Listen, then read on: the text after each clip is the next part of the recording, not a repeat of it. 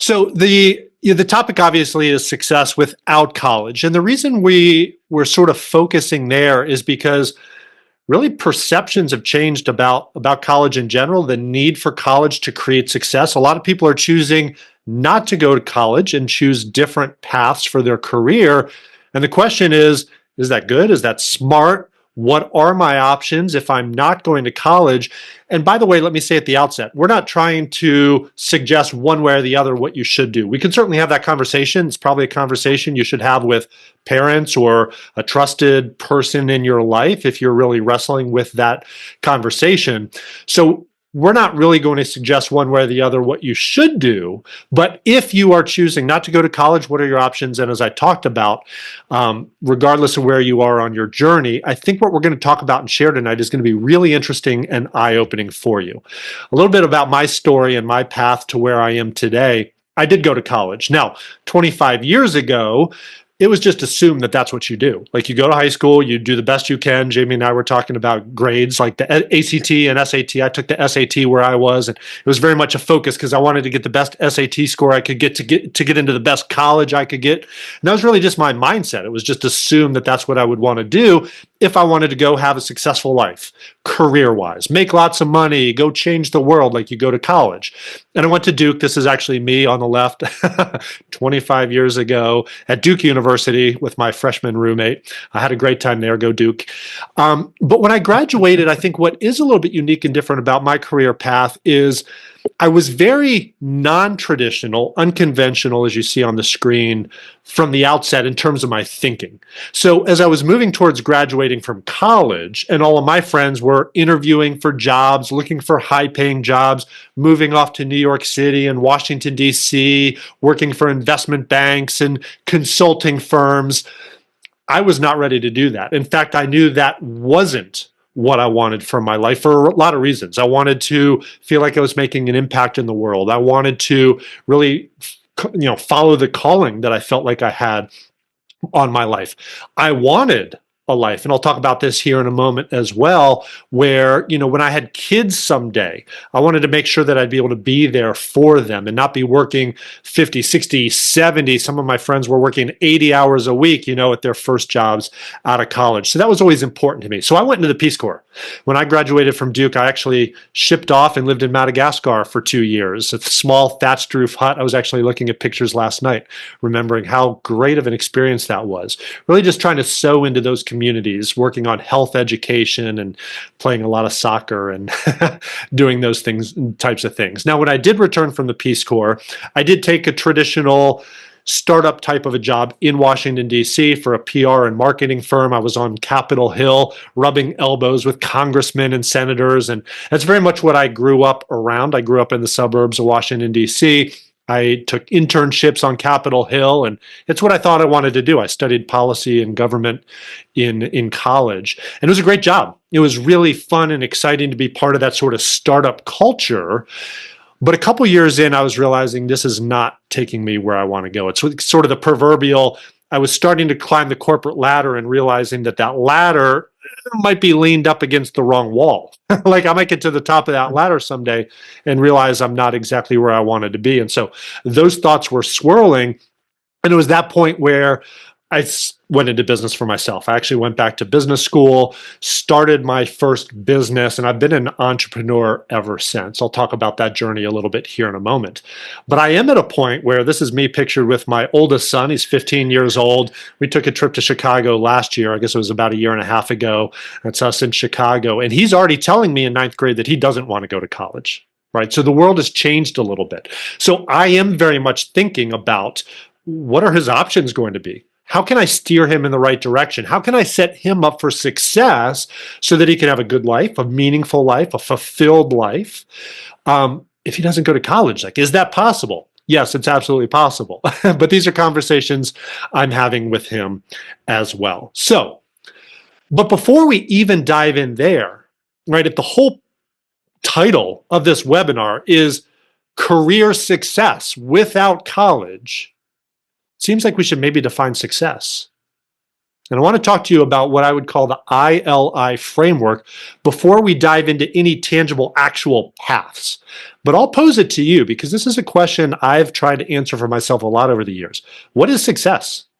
How would you guys define success? And I'm just catching up. Type it in the chat area. I'm very curious if you guys have even thought about that. How would you define it? Caden, you said you're going to trade school for HVAC. Love it. Love it. We'll talk about that. Sophie, college is a good option if you know what you want to do. Yeah, and I went into college not knowing what I wanted to do. I'd had to kind of figure that out, and I sort of settled on government and policy and things like that. Yeah. Yeah, because Sophie, if you go just to go, sometimes there's a lot of college debt. Then you kind of get out, and are you really that much further along or better off than if you didn't go, if you don't quite know what you want to do? Sometimes you could figure it out while you're there. I had lots of friends who did figure it out while they were there. I had other friends spend 4 years, partying, never figuring it out and graduating with lots of debt.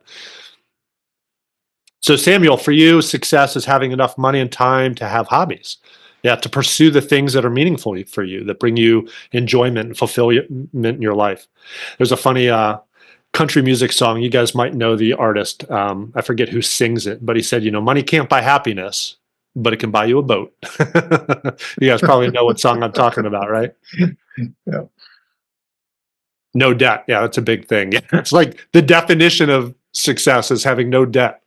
I'm on board with that. I've had lots of years in my life with lots of debt hanging over my head. It's no fun.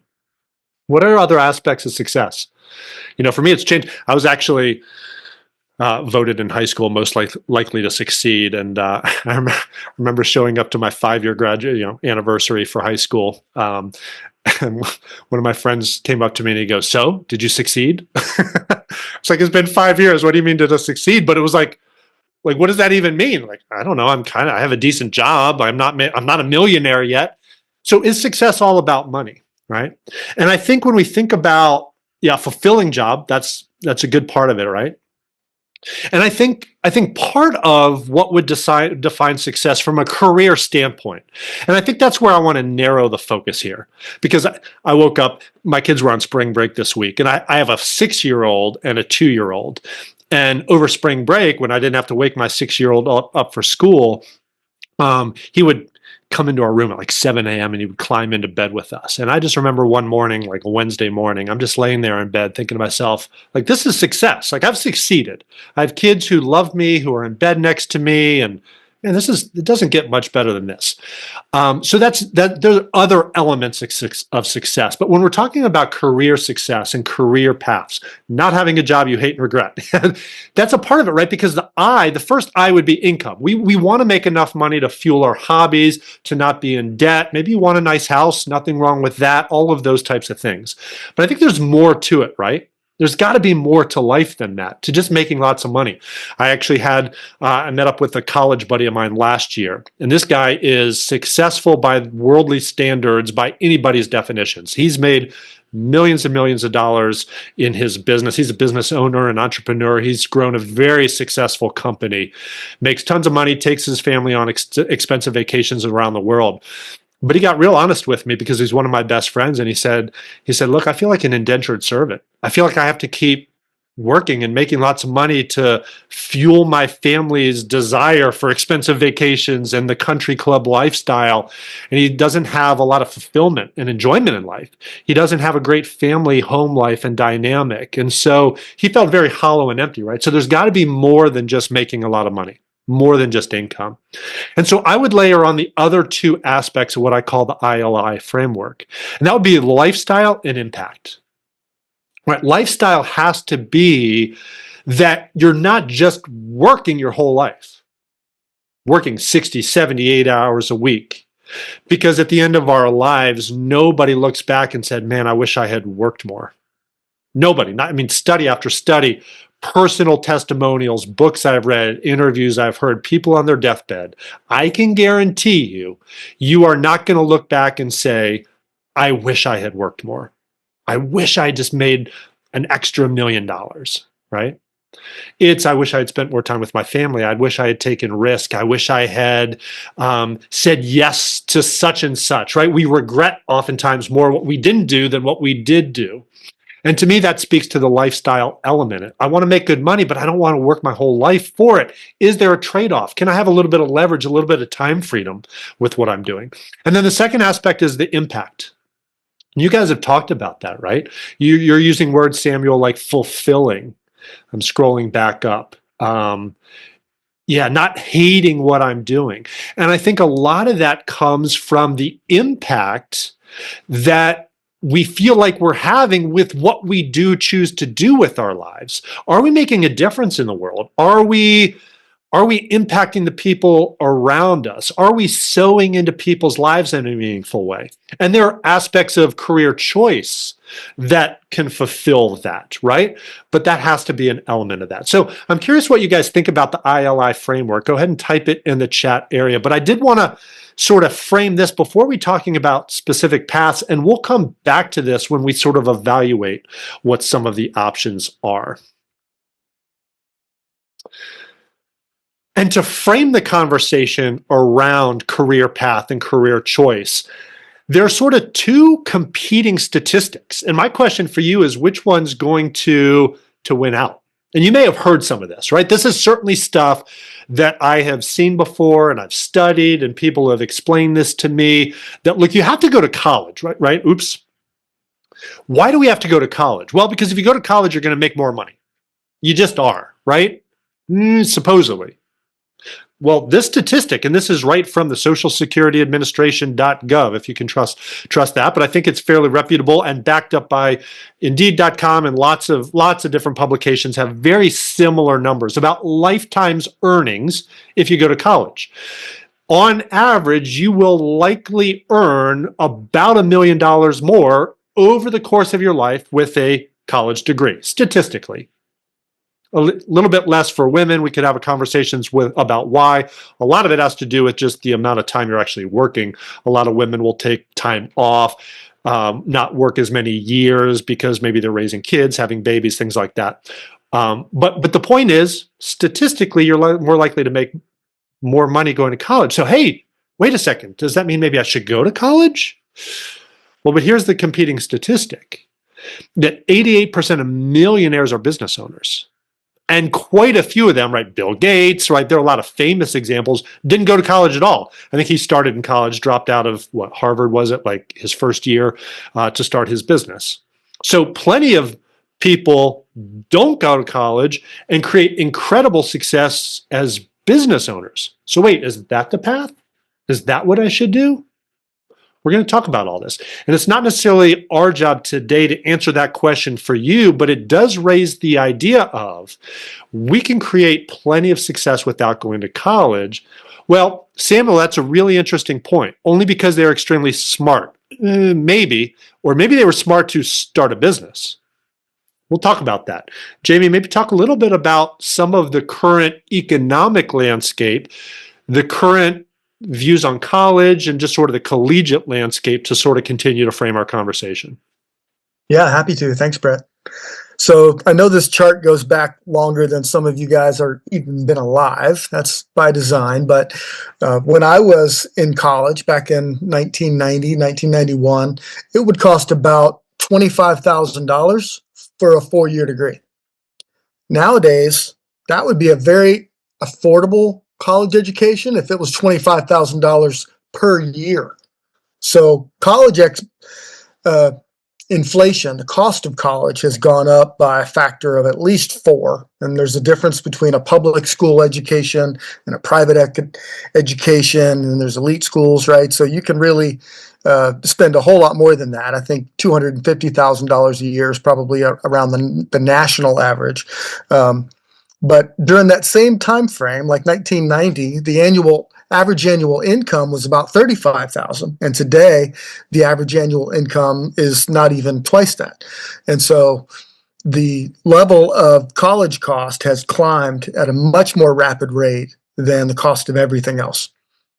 So at the same time, the perception about the value of a college degree is actually decreased. And there's some big data ways to measure that, right? So if you go to Indeed.com and you do a search for jobs, and you guys look for which jobs require a college education, literally 86% of jobs across the board, job categories, there's been a reduction in the level of positions across any kind of position that requires a college degree. Now, that's not to say that college degrees aren't still useful within STEM, within medicine, right? You certainly don't want to become a doctor without a college degree.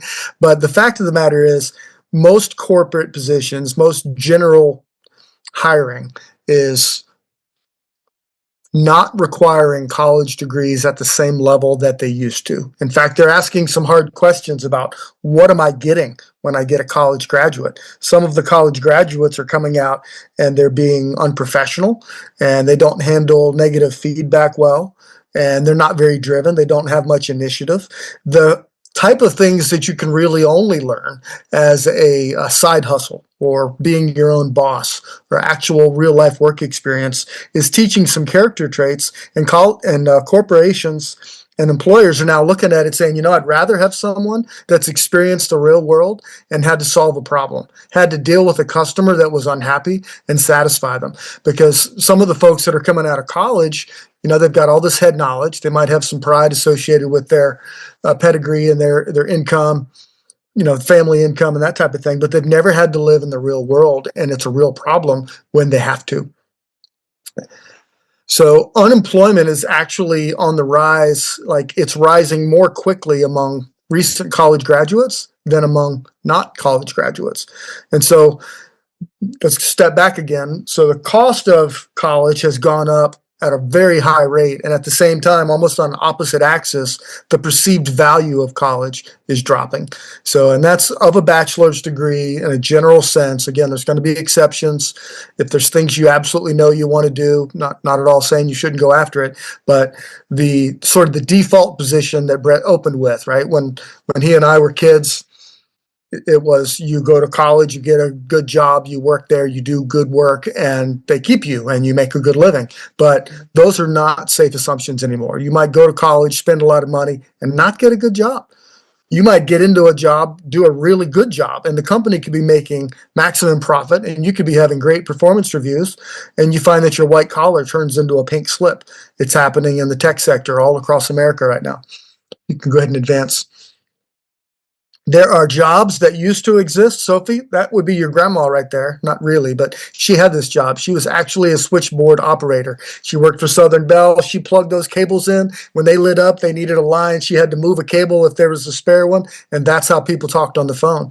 It doesn't matter how good you are at that job. If the technology shifts, your job is now obsolete, right? Even 2-3 years ago, graphic design jobs, and 10 years ago it was desktop publishing, right? There were all these kinds of positions that the emergence of new types of software and artificial intelligence and now robotics and quantum, they're just wiping out these jobs. So that's the bad news. But if you go back forward again, there's also good news, right? With these new technologies, there's opportunities for new positions. But here's one of the things that if you do go to college, they probably won't tell you.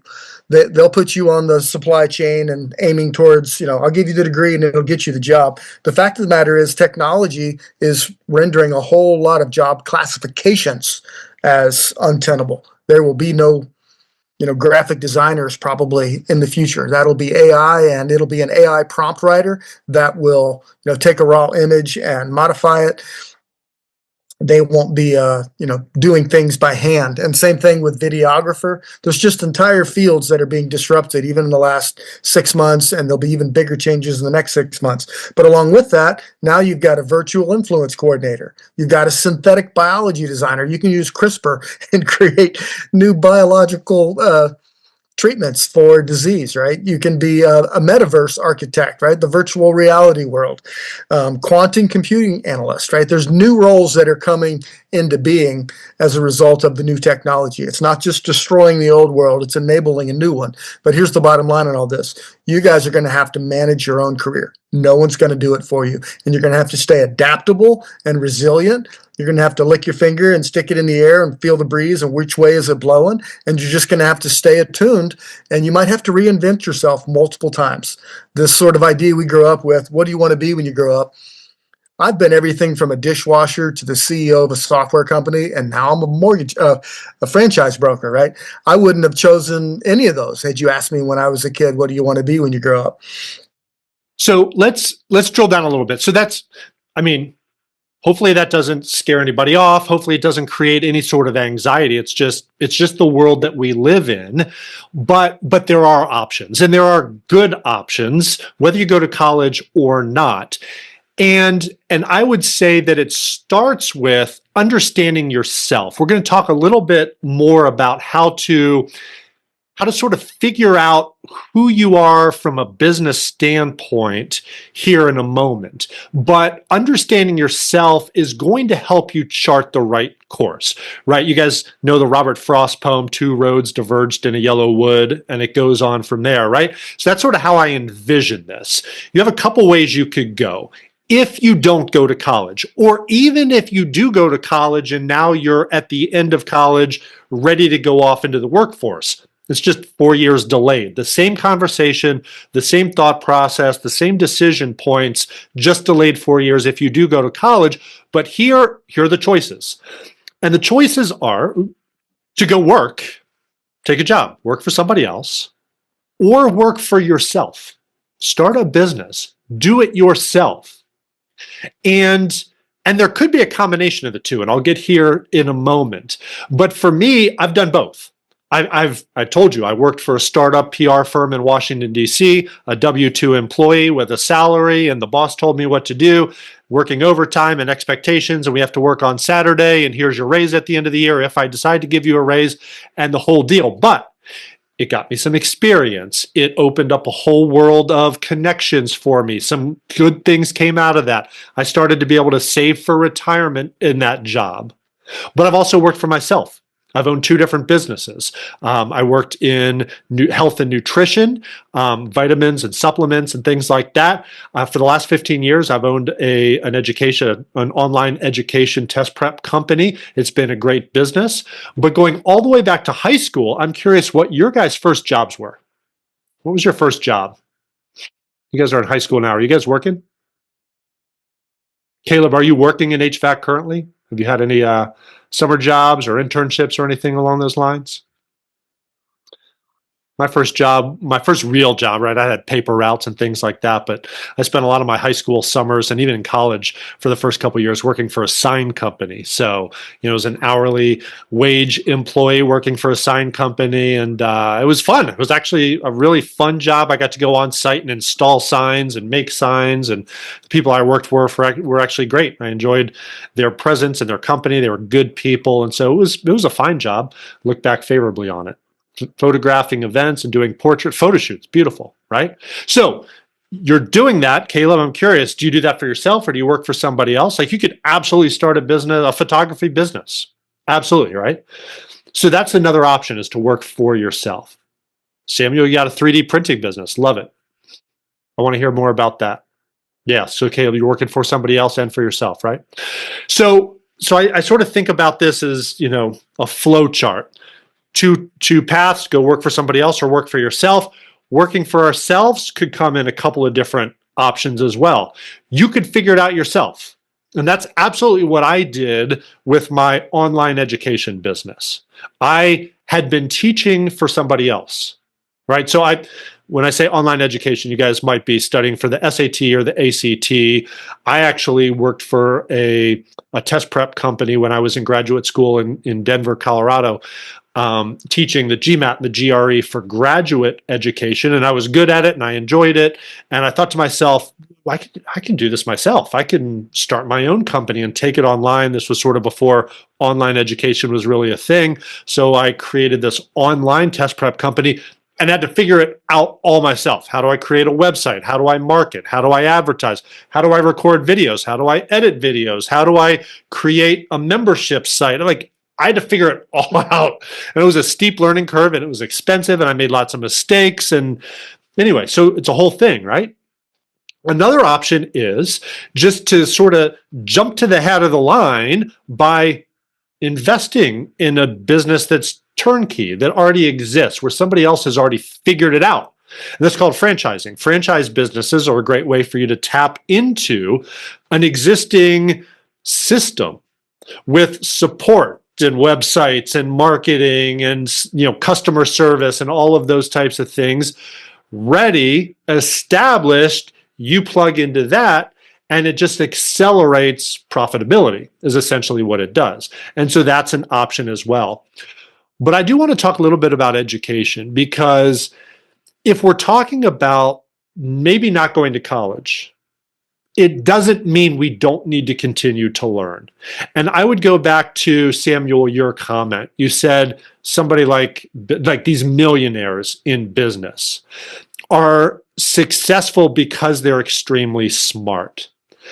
I would actually push back on that a little bit. And something I learned early on, my first business was actually sort of it's called a business opportunity. It's not technically a franchise, but I umbrellaed under an umbrella organization that provided systems and support and training, and it made it a lot easier for me to launch a business without having to figure it out for myself. And I'll never forget early on in that business, somebody saying the key to success is find a proven system that works and follow it. Find somebody who has created what you want in life, ask them what they did, and do what they say. It's actually not rocket science. I know plenty of millionaires, Samuel, who don't really know what 2 + 2 equals. They're not dumb, but they're not Bill Gates in terms of pure intellect. And yet you can create incredible success, especially in the business world, if you find a good system and follow it and work hard. And, you have to put in the work, you have to put in the effort. But I would just encourage you to adopt that. And there is always an element of education, continuous growth and learning. And it requires what I call a growth mindset as opposed to a fixed mindset. A fixed mindset suggests that I am just this way. I'm not good at X, or I'm not that type of person, or I can't sell, that's fixing yourself in time and space, and that limits you. But if you have a growth mindset that says, I can learn, that if somebody else can figure it out, I can figure it out. If somebody else has been able to create success in a tech startup, I can create success in a tech startup. That will fuel your success. And so what I would suggest is, regardless of which path you go, if you go to college, you'll be getting an education for something. If you go work for somebody else, you're going to be learning on the fly, on the job, right? You're going to be apprenticing in a sort under somebody else, a boss who's helping you learn things, and you'll start off with a small role, and then maybe you get more responsibilities as you show that you're responsible and can do the job well. If you go into business for yourself, though, you're going to have to seek out education. Hey, I know to launch my business, I'm going to learn how to edit videos. Like, this was me back when I was launching Dominate Test Prep. It was like, okay, I can either hire somebody and spend tens, if not hundreds of thousands of dollars to do all of the video work for me, or I can figure it out. And so I figured out how to edit videos and things like that. I can pay somebody to build a website, or I can learn how to build a website. I can pay somebody to sell for me, or I can learn how to sell. And so there's that aspect of it. And this is where I said you might merge some of the two. Even if you decide you're going to try to figure it out yourself and build the world's most successful photography business, or start your own HVAC company, Caleb, or whatever, maybe it would make sense to work for an HVAC company first, apprentice a little bit, learn the ropes, and then start your own thing, for example. Or the beauty of investing in a franchise concept, aside from some of what I already talked about, which just accelerates that learning curve, is it has the built-in education, because you're umbrellaing under a system that's already spent 15 years, 20 years, however long it is, figuring it out, knowing what works, and they'll teach it to you. They'll train you and help you create success. So I just wanted to sort of frame this concept of two roads diverged in the woods, and you guys will have to figure out what makes the most sense for you. And part of that's going to be understanding yourselves. Some of you might think, I'm not sure I'm the go into business for myself type. I would encourage you to adopt the growth mindset, because plenty of people who didn't think of themselves that way have created success in business. But maybe you think, I love this company, I want to go get a good job with them, and that might be the path you go. Know thyself. first and foremost. But let's talk about these paths a little bit. And Jamie, actually, maybe you could talk a little bit about sort of the work style orientation. Yeah. So some people tend to be people, and other people tend to be project priority people, right? And some people are fast paced by nature, and some people are slow paced. They're careful. They've got great attention to detail. Where you kind of fit on those two axes, fast versus slow, people versus tasks, it defines what we call your work style orientation. If you've ever taken a 4-quadrant personality test like DISC, it's a very similar concept. Brett, you can advance a little bit. So the director type of person is very goal oriented. They're most comfortable when they're in charge, and they tend towards just taking action. They might be perceived as bossy or impulsive, sort of ready, fire, aim is the joke that people say about the directors. They tend so quickly towards action that they make other people uncomfortable. You can guess maybe that might be describing me in some ways. And then there's other types of people that are connectors. They're very stable. They connect people. They're the glue that holds the team together. They tend to be a little more careful. They're really good listeners. They're just super reliable and stable, and you can count on them. They have pretty good perception about risks, and they tend to try to avoid those. So a connector is a different work style. You can keep going, Brett. A thinker is what they say about them is they think till they sink, right? They've got such a tendency towards analyzing the details that they might have trouble making the decision before the deadline. But they're also really good at being systematic. They're incredible problem solvers. They tend to be more technical. They can really hone in on quality. And so while you might think, well, okay, there's your tech people, this person also makes a great janitor. And before you laugh at that, one of the franchise models we're looking at right now is about cleaning private aircraft. And it's incredible the amount of money you can make just being really attentive to detail. You don't have to be brilliant, you just have to be reliable with attention to detail. A promoter is somebody that is just a natural salesperson. Everybody likes them. They're the life of the party. They're the idea person. They're great communicators. When you understand who you are on this grid, it'll help you to think about, do I want to run my own business? And if so, what type of role would I be good in? Because there are business owner roles that would correlate to each one of these work styles where you could be incredibly successful. But, if you're a director and you're action oriented, then being a person that's a sole operator and locked in a room doing detail work, it's going to drive you crazy. Similarly, if you're that detail person and somebody puts you at the counter and tells you to make nice with strangers all day long, that's going to drive you crazy. So doing an inventory on who you are is an important first step to charting a good course towards career success. And I think what you said there at the end is really important. I'll go back a slide, is that all 4 types can be successful business owners. So and I'd be curious if you guys self-identify just based on Jamie's description of them. Do you have a sense of what you would be? A lot of times it's like, oh, that's me.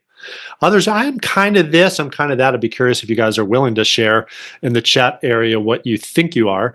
It's helpful for sure. And the key is, absolutely, you can create success in business as anyone. What you tend to do, though, is surround yourself with complements to how you are. Make sure you have somebody on your team who is complementary toward that. But let's drill down a little bit and start looking at then a couple of the options. So I talked about 2 divergent paths, and one would be to let's start working. Whether you're just starting to work, out of high school, or you're going to start working after college. Now, after college, the numbers would be slightly different than this, but I'm just going to put some numbers out here just to give you a sense of sort of what awaits you. And obviously, these are hypothetical numbers. I have sourced where these come from. Different industries would have different numbers, different skill sets would have different numbers, and so forth. But right now, in the United States, for an 18-year-old with a high school diploma, and you just go out and start working, your average salary is about $37,000 a year. So that's about $18 an hour. So for some of you who have already started working, you might be looking at that and saying, wow, that'd be a nice raise. For others of you, you might be thinking, oh, that's a step back. Good, keep doing what you're doing. Like your numbers are going to be higher than this for sure. But just to know that that's sort of what you're going to be looking at. But you'll start to get raises. Right now, average salary raise is about 3 to 4%, a little bit less than inflation, unfortunately. But I picked a 4% number. And Jamie already talked about how tuition's going up. But the reason I bring this up is because I just wanted to look at a couple of numbers. Are you guys familiar with the concept of opportunity cost? Like opportunity cost is this idea of anytime we make one decision, we're foregoing something else. We're choosing this, and there's a cost to not doing that. Or in this case, sometimes what I would call an opportunity benefit. In other words, I just want to flesh out some hypothetical numbers. If you do decide, I'm just going to start working and I'm not going to college, you are getting a head start on making money. That's sort of the way I think about it. Like you're making money this year instead of going to college where you're spending money and going to school. Now, I get it. Some people have part-time jobs to help pay their tuition and things in college, but you get the idea, right? And so in year one, if you have an average job, you make about $37,000. And then you see in year two, I have added 4%. So you got your raise. And then in year three, you got a raise. And in year four, you're making $41,600 and you've gotten your raise. And you see over those 4 years, you'll make about $157,000. Not bad. You're starting the process to working. And now maybe you're saving, right? There are layers of complexity to this. Maybe you invest some of that. And so there's some extra earnings that you're making and whatever. But at the same time, there's the opportunity, not cost, benefit of what you're essentially saving because you're not going to college and you're not paying for that. And right now, the average in-state tuition for a public school is about $27,000 a year. So Jamie talked about he got to go for 4 years for $25,000. You'll spend more than that per year at a state school. I went to Duke University. I guarantee the tuition's about double this now to go for 1 year. Right? Over $200,000 you'd spend going to a small private school in today's landscape. But if you go to the University of Tennessee or a state college paying in-state tuition, you're looking at about these numbers, higher if you're going out of state. So you're going to be spending over $100,000 on your education. Maybe you're taking loans, maybe you're coming out with student loan debt. Again, different layers of complexities. But for the sake of this conversation, think about you would be spending a decent chunk of change on your college education, and you're actually going to be working during that time. So you have a net benefit of around $280,000 if you just start working. So that's an option. Absolutely. Right? Now, if you go to college and you come out, the numbers are higher. Can you make up ground? Right? We already looked at the numbers. Maybe you'll make higher salaries, which will catch you up over time, but that's still what we're looking at. I want you to remember this number right here, the $125-ish thousand that you will be saving by not going to college, because we're going to come back to that. And by the way, if you have any questions about some of these numbers, feel free to chime in. By the way, Caleb, you're a people person with a dash of thinker. I like it. So, and I said we're going to come back to this, right? Because this is important, right? So if you decide to go option number one, how would you guys categorize your ILI framework? I've kind of already filled it in for you. So we'll just sort of discuss it. And this is sort of my thinking of it. You might agree or disagree, so feel free to chime in there. But for sort of path number one, you work for somebody else, you're getting a job. The income is relatively low. It just is. It's not going to be as much as you would make if you go to college, assuming you can find a job, or become a doctor or a lawyer or any of those types of things. But it's going to slowly climb, assuming you're getting your raise year after year after year. The lifestyle is pretty stable and steady. Moderate effort, like you're not showing up and killing it. I mean, hopefully you guys are the type that you're going to do things with excellence wherever you are. I'm that type of person, right? If I'm making $10 an hour, I'm still going after it with excellence. If I'm raking my yard, I don't want to miss a leaf, right? So hopefully you guys are those types of people, but you're probably not working a ton of overtime because you're working for somebody else, but there's also minimum risk, but minimum reward. So it's a fairly stable type of a lifestyle. You're probably working 9 to 5, you come home, you go to the gym, you watch TV at night. And so it's a decent lifestyle. Maybe you have enough money to go on nice vacations. Maybe you don't, though. Those are things we talked about. One of you said you want money to pay, have all of your hobbies. If they're expensive hobbies, you might not be playing expensive golf courses or owning a jet ski. So that's something to consider as well. Impact, the way we talk about it though is, yeah, I mean, you could work for a company where you're making some impact in the world potentially, but the key thing here from impact is others are going to dictate the culture. And a lot of times that's going to influence the impact that you're going to have. And you either accept the work culture that you're in or you don't, and you move on. All right. So that's sort of path number one. Path number two, we talked about two paths diverge in a wood. And the other option is say, I'm just going to work for myself. I talked about, working for a sign company, right? So when I graduated high school, I learned the ropes. I knew some things about how to make signs, and I could have started Signs R Us and started my own sign company. We'll talk about some of the costs to doing so here in a moment, but here's what that would look like. And, those of you who want to start a photography business or an HVAC company or whatever, you can filter it through your own lens. But that just means you're going to have to go out and develop your own product or service. For me, with my test prep company, record all the videos and my curriculum and my trainings and coursework and practice questions. You just have to develop it, right? You have to create a detailed business plan and build out your business infrastructure, websites and accounting and distribution. There's a lot that goes into starting a business, even if you're doing it on a shoestring on the back of the napkin, so to speak, and trying to save costs here and there. You could absolutely do that, but there's a lot that goes into creating a successful business. Are you going to hire people? Where's the money going to come from to hire people? Do you need a business loan? How are you going to find clients? Do you know how to advertise? Do you know how to do social media? All of those types of things. And then you actually have to deliver your product. Is it a tangible product? Do you have to actually go to somebody's house and work on their air conditioning unit? You're going to have multiple trucks. That's what it's going to take if you're going to start your own business. And it can feel a little bit of intimidating, but some of you are go-getters, and this is what I'm going to do, and I know I can do it, and I'm confident, and I'm going to have help from family, or I'm going to take a loan. Like, go for it. Absolutely. But there are some costs involved, and I was very much that way. I started my own thing 15 years ago, as I talked about. But there are some costs, and these are average hypothetical costs. Could be a little bit more, could be a little bit less. Don't take this to the bank in terms of like screenshot this and said, Brett said I can start Signs R Us for $241,000. But these are fair approximations if you're going to start this type of business. I started my web, or I paid somebody to build my first website. It was less than $10,000, but that was a long time ago, right? Email, IT, all that type of stuff. Equipment, printers, fancy stuff, the machines to print the signs in this particular business. HVAC stuff, I don't know what you're going to have.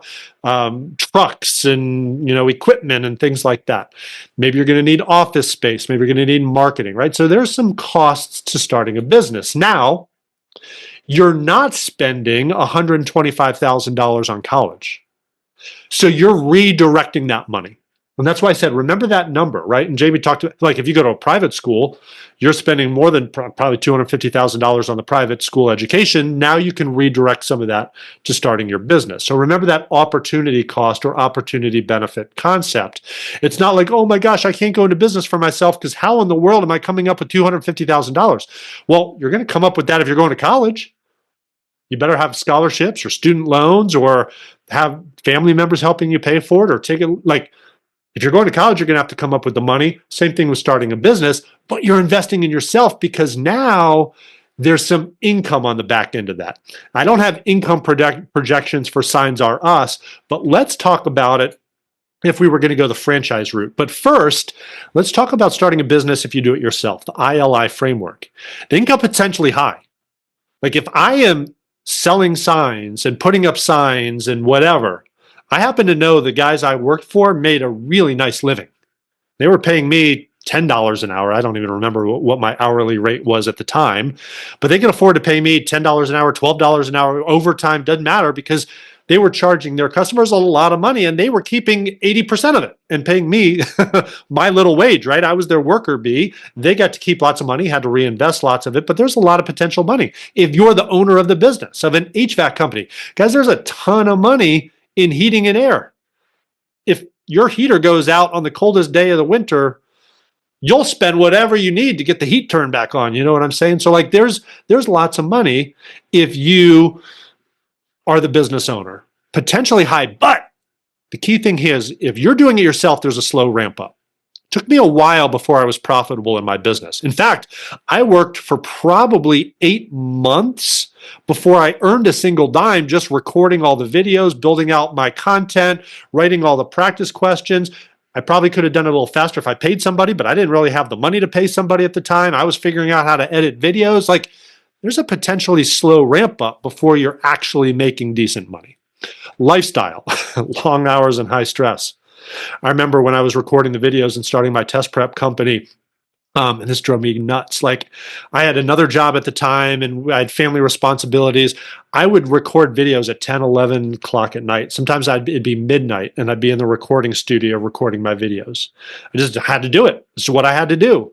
Not a lot of life and a lot of stress. The stress of it, is this going to work? What if it doesn't work? What if I have employees? What if I've taken loans? How am I going to pay all that back? Like, it's a decent amount of stress. Jamie, I know you can attest to the stress of being a startup business. But impact, you get to set the culture. I felt like I was making a difference in people's lives. I was excited about what I was doing. I got jazzed when I got up in the morning. I was willing to not watch Monday Night Football. This tells you how invested I was in what I thought I was going to be able to do with my business. I was willing to not do Monday Night Football, which was my life at the time, like watching football. I loved it. But I was willing to be in the recording studio because I thought what I was doing mattered.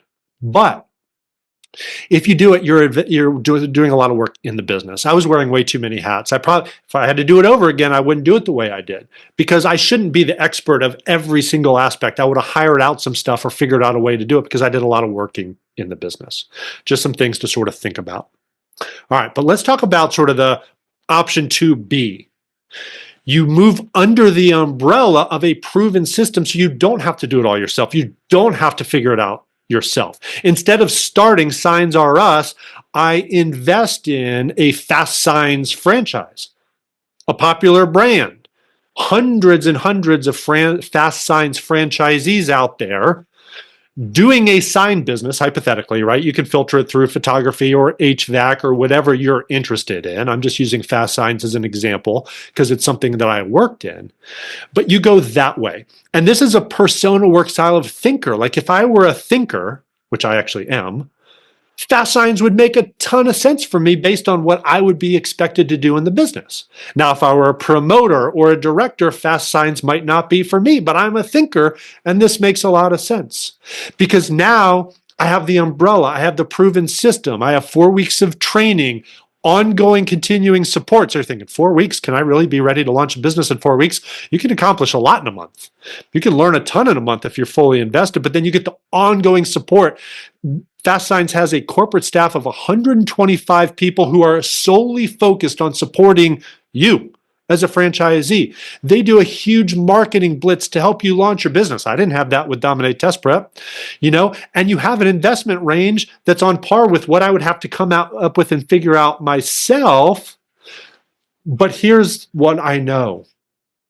I know reasonable expectations of what's expected with a Fast Signs franchise. So in the franchising world, it's a regulated industry. The government requires franchisors, franchise companies, to disclose a lot of things, including average earnings and revenue generation and things like that of their franchisees. So I am not making the claim that if you start a Fast Signs franchise, you're going to make a certain amount of money. I can't do that as Brett Ethridge.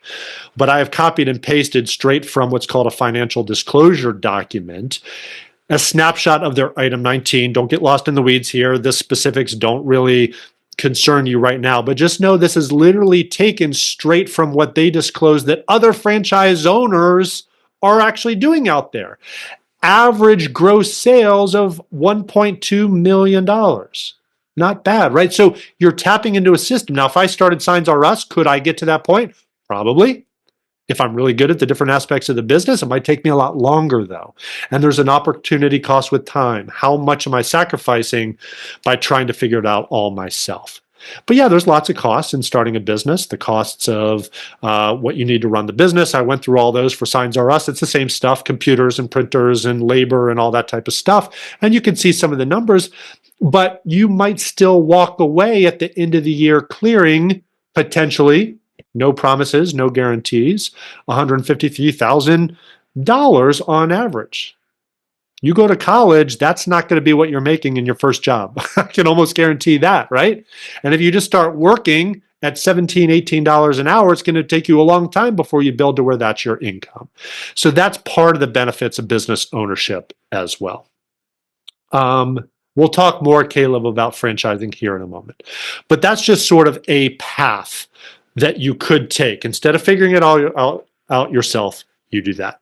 We put together a second hypothetical. Jamie, I'll let you talk about line painting as a potential director type, which I think you had said you're a director of persona work style.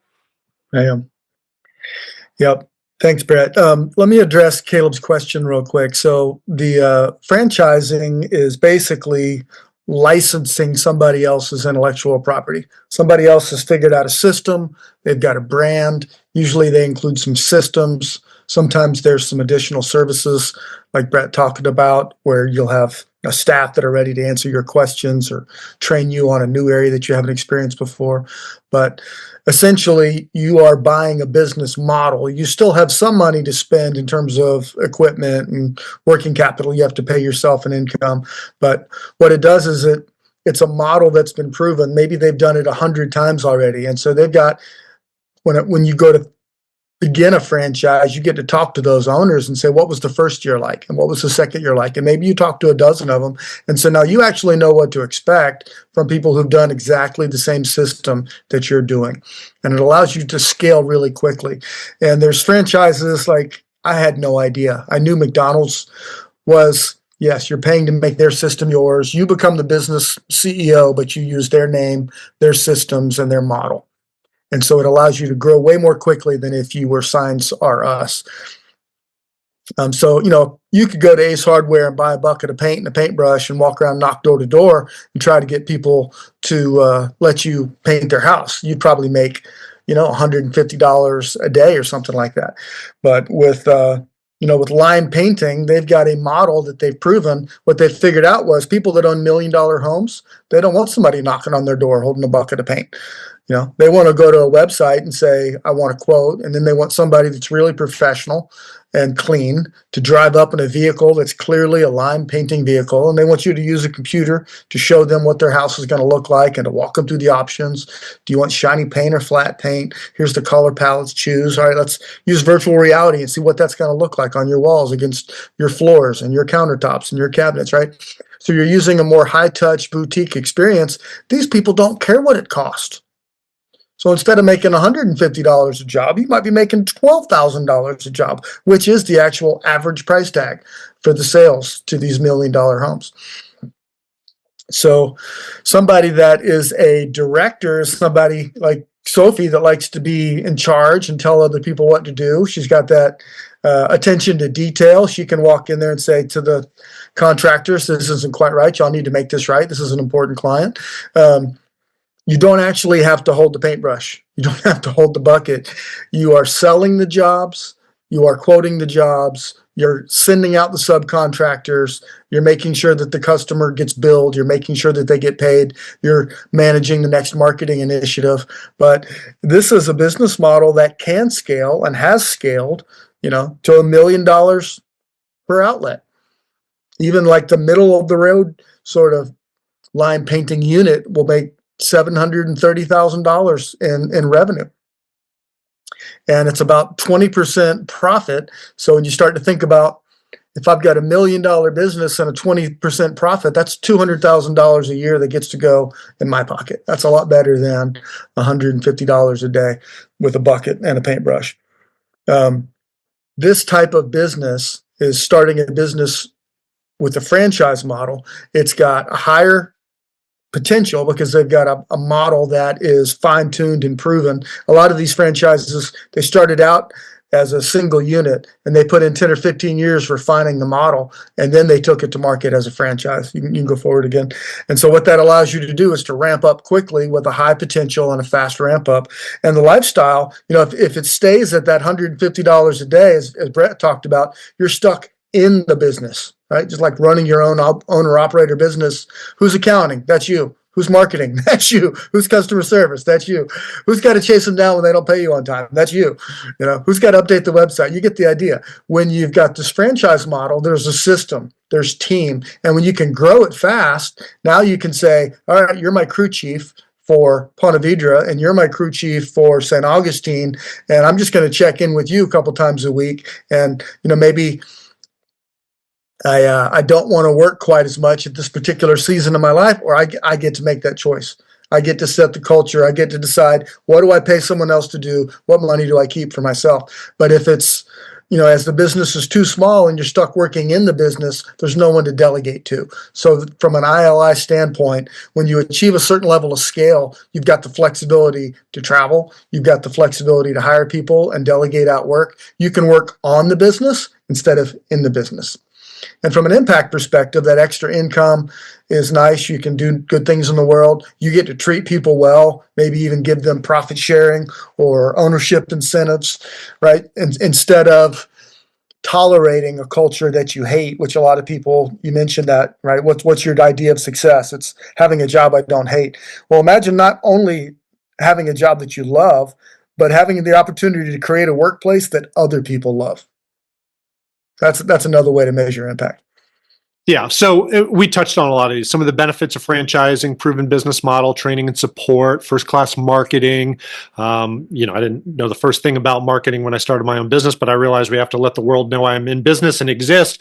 The great thing, too, is a lot of these concepts already have brand recognition. I mean, Jamie talked about McDonald's as an example, a classic example of a franchise, right? You kind of know what to expect. You drive down the highway and you see one, you recognize it. It's instantaneous. Whereas if I'm trying to start my own cheeseburger business, it's going to be a lot harder to get people to recognize my brand and so forth. So there's a lot of that already built in, the step-by-step systems, ongoing R&D. We didn't really talk about this, but industries change, things change. In a world of AI, everything's constantly changing. And if I'm running the show myself, I've got to stay on top of all of that. If you're under the umbrella of a franchisor, they're doing a lot of that. If our products need to change, they're sort of staying at the front end so that you don't have to. And they'll bring you along as they're trying to be nimble and navigate the shifting winds of the economy. You're in business for yourself, but not by yourself. And we're up against this. We're going to sort of wrap up this conversation. And here's where I would sort of leave this conversation. And that is to say, we went through two hypotheticals of franchise concepts as an option: a thinker type, a director type. But the reality is there are literally thousands of franchise concepts and businesses in lots of different industries. If you looked at this and said, I want nothing to do with signs and nothing to do with painting, that's totally fine. That wasn't really our point. Our point was big picture. Do you want to just start working in the workforce for somebody else? Totally fine if you decide you want to do that. Get your foot in the door, learn skills, start apprenticing, start making money. Go for it. Maybe you start a business down the road. Maybe the time's not right for you. Maybe you're listening to this and you're thinking to yourself, I love the idea of being in business for myself.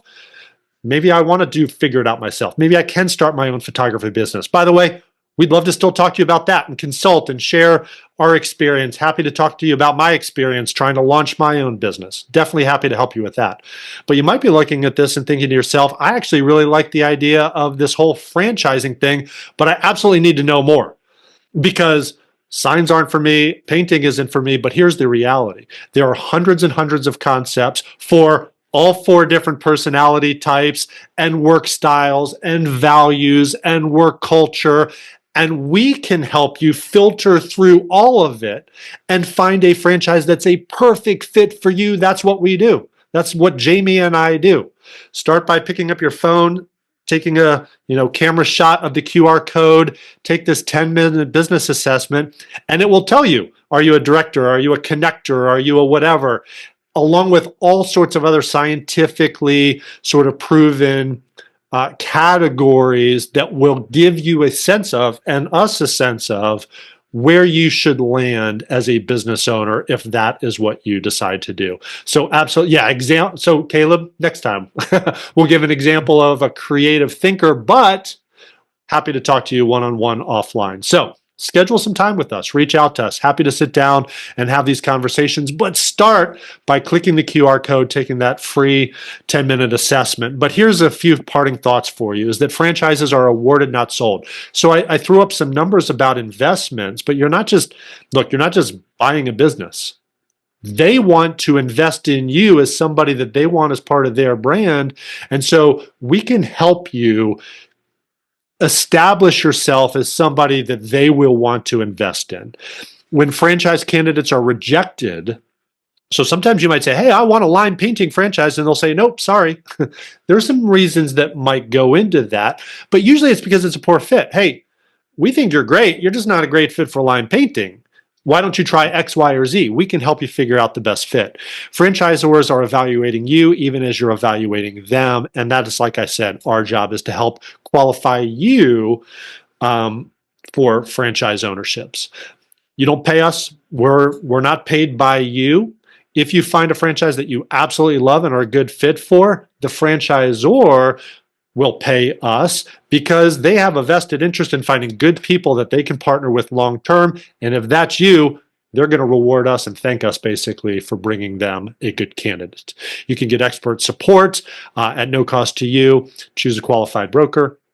We'd like to think that we are just such qualified brokers, so reach out to us. And I will leave you with this parting thought, right? I talked about two roads diverging in a wood.